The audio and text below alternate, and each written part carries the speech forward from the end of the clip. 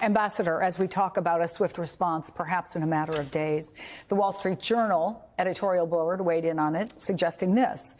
This is an act of war against a sovereign state and American ally, and it warrants a response targeting Iran's military and nuclear assets. This is Iran's second missile barrage since April, and no country can let this become a new normal. But if they were to strike nuclear facilities, could that potentially tip this conflict out of control and, in fact, ultimately be more dangerous for Israel? Oh, absolutely. Not only that, Chris, but it would probably drag the U.S. into this. And I already saw a statement by Assistant Secretary of State Kurt Campbell, or Deputy Kurt Campbell, saying that the U.S. is preparing a response. Now, this is something that the Biden administration has, for the better part of the last year, said is its prime interest, preventing or averting a conflagration and an escalation. But it seems, Chris, that everyone here is caught in a escalatory spiral. Israel is saying that it would retaliate against a retaliation that Iran said it would retaliate against an Israeli retaliation.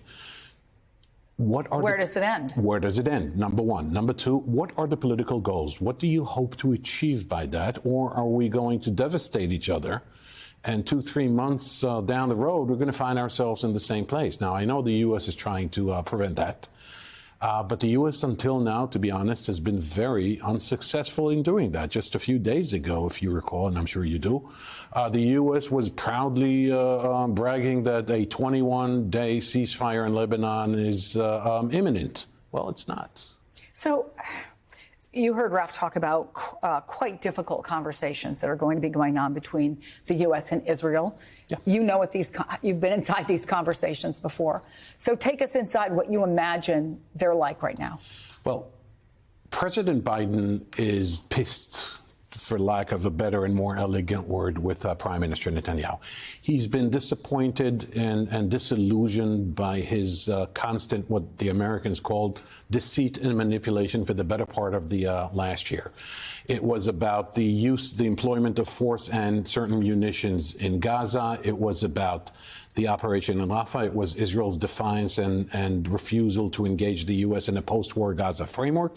And then it went on to the escalation in Lebanon, which, to be fair, is Hezbollah's 100% responsibility. Nonetheless, the U.S. is unhappy with the level of defiance that Mr. Netanyahu is showing. Furthermore, in the last 3 or 4 months, there has been a realization in Washington, amongst some in the administration, that Mr. Netanyahu is trying to drag this and turn this into a wedge issue in the U.S. presidential election, attempting to somehow benefit his friend Donald Trump. Is it also possibly, he believes, strengthening his hand domestically at home? Oh, absolutely.